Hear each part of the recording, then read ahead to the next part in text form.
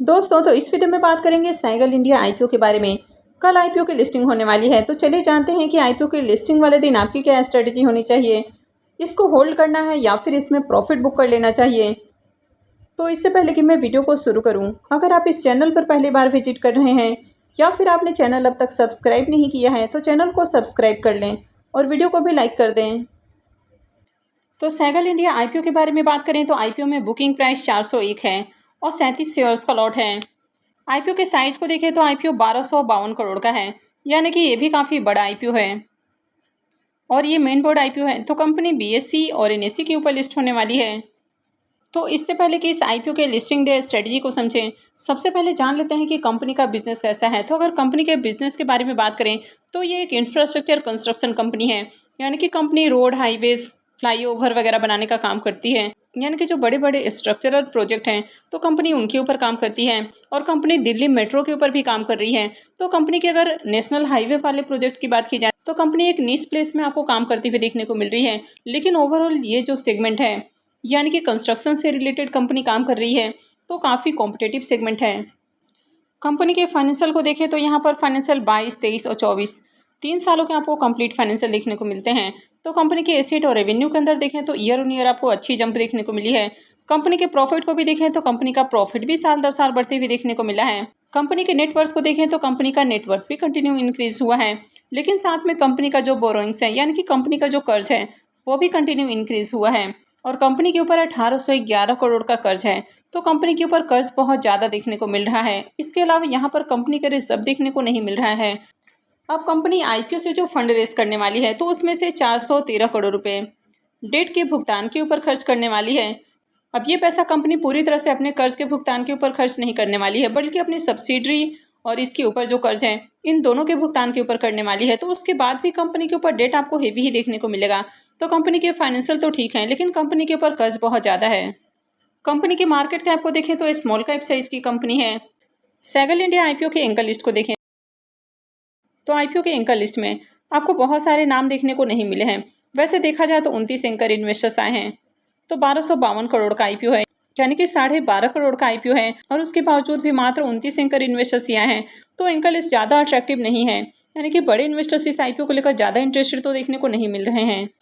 और आईपीओ के subscription figure को भी देखें तो आईपीओ भी बहुत ज़्यादा ओवर सब्सक्राइब होते हुए देखने को नहीं मिला था। आईपीओ 14 गुना ही सब्सक्राइब हुआ। और अगर क्यूआईबीएस की बात करें तो क्यूआईबीएस पोर्शन में आईपीओ 31.26 टाइम्स सब्सक्राइब हुआ। तो क्यूआईबीएस की ओर से भी ज़्यादा पैसे नहीं लगे आईपीओ में।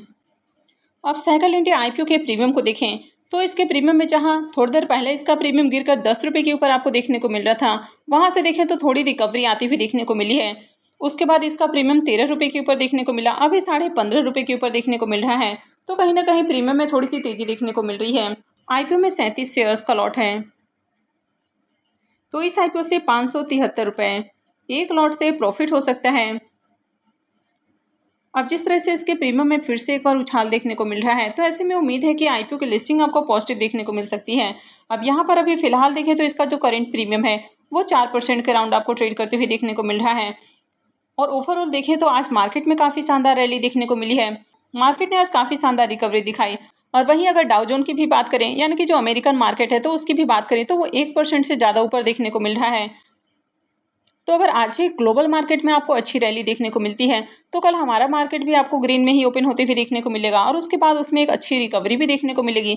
तो ऐसे में हो सकता है कि आईपीओ आपको नुकसान नहीं दे, यानी कि आईपीओ प्रॉफिट के साथ लिस्ट हो सकता है, लेकिन फिर भी बहुत हाई लिस्टिंग के चांसेस नहीं है, यानी कि आईपीओ से डिसेंट प्रॉफिट मिल सकता है। बहुत ज़्यादा प्रॉफिट की उम्मीद नहीं की जा सकती है, क्योंकि कंपनी का बिजनेस मॉडल देखें तो कुछ यूनिक बिजनेस मॉडल नहीं है। कंपनी के ऊपर कर्ज भी आपको थोड़ा ज़्यादा देखने को मिल रहा है। तो ऐसे में ज़्यादा डिमांड के चांसेस नहीं हैं, क्योंकि जब बड़े इन्वेस्टर्स किसी भी कंपनी में बाई करते हैं तभी उसमें आपको एक उछाल देखने को मिलता है। तो आपने देखा कि 12.5 करोड़ का आईपीओ है और इसमें मात्र 29 एंकर इन्वेस्टर्स ही आए हैं, तो बड़े इन्वेस्टर्स भी ज़्यादा इंटरेस्टेड नहीं हैं। तो ऐसे में ज़्यादा उछाल की संभावना कम लग रही है। तो अगर आपको इस आईपीओ की अलॉटमेंट मिली है तो आपको तो सबसे पहले प्रॉफिट बुक करने की कोशिश करनी है, क्योंकि आईपीओ भी ओवर वैल्यूड प्राइस के ऊपर आया है। तो ज़्यादा चांसेस है कि लिस्टिंग के बाद यहाँ पर भी आपको एक सेल ऑफ देखने को मिले। अब मार्केट में रिकवरी तो आ रही है, लेकिन इसका ये मतलब बिल्कुल भी नहीं है कि हर कंपनी में आपको तेजी देखने को मिलेगी। यानी कि ये नई कंपनी है, तो लिस्टिंग के साथ ही इसमें बहुत ज़्यादा आपको बाइंग देखने को नहीं मिलने वाली है। तो इसलिए हो सकता है कि लिस्टिंग के बाद इसमें ज़्यादा उछाल देखने को नहीं मिले। वैसे आप चाहें तो लिस्टिंग के बाद थोड़ी देर इसको होल्ड करके रख सकते हैं। आप देखें कि इसमें किस तरह का प्राइस सेक्शन बनता है। अगर इसमें डिमांड आती है और प्राइस में हायर हाइस फॉर्म होते हुए देखने को मिलता है तो आप चाहें तो इसको और कुछ दिनों के लिए होल्ड करने का प्लान कर सकते हैं। लेकिन हो सकता है कि इसमें प्रॉफिट बुकिंग देखने को मिले तो आपका जो ज़्यादा फोकस है वो प्रॉफिट बुकिंग के ऊपर ही होना चाहिए। यानी कि थोड़ा बहुत भी आपको इससे प्रॉफिट मिल रहा है तो प्रॉफिट लेकर एग्जिट करें। लालच के चक्कर में होल्ड करने की गलती नहीं करें। अगर प्राइस एक बार नीचे आता है तो हो सकता है कि काफ़ी दिनों के बाद ही इसमें आपको एक रिकवरी देखने को मिले। तो अगर आपको अपना फंड स्टक करके नहीं रखना है तो आपको इसे एग्जिट करना चाहिए।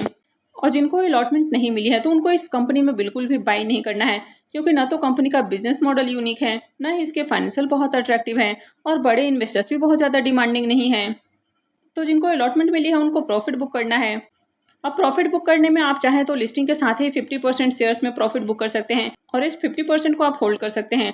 अगर आगे उसमें तेजी आती है तो फिर आप चाहें तो उसको होल्ड करके रख सकते हैं, लेकिन अगर उसमें गिरावट आती है तो आप पूरी तरह से एग्जिट कर सकते हैं। तो मार्केट अगर बुलिश रहता है तो हो सकता है कि आईपीओ की लिस्टिंग थोड़े और आपको अच्छे प्राइस के ऊपर देखने को मिल जाए, लेकिन फिर भी आपको होल्ड करने की गलती नहीं करनी है। आपका point of view listing gain ही होना चाहिए, यानी कि आपको प्रॉफिट बुक करने के बारे में ही सोचना है और इस कंपनी को अभी से लॉन्ग टर्म के लिए भी होल्ड करके नहीं रखना है। वैसे कहीं भी होल्ड करना है, बाई करना है, सेल करना है, ये पूरी तरह से आपका अपना डिसीजन होना चाहिए। तो आप कमेंट करके ज़रूर बताएं कि आपको अलॉटमेंट मिली है तो आप इसमें प्रॉफिट बुक करने वाले हैं या फिर आप इसको लॉन्ग टर्म होल्ड करके रखने वाले हैं। आपका इसमें क्या डिसीजन होने वाला है। तो आई होप कि आपको वीडियो अच्छी लगी होगी। तो अगर आपने इस वीडियो को अब तक लाइक नहीं किया है तो वीडियो को लाइक कर दें और चैनल को भी सब्सक्राइब करके रखें। और वीडियो को अंत तक देखने के लिए आप सबका बहुत बहुत धन्यवाद।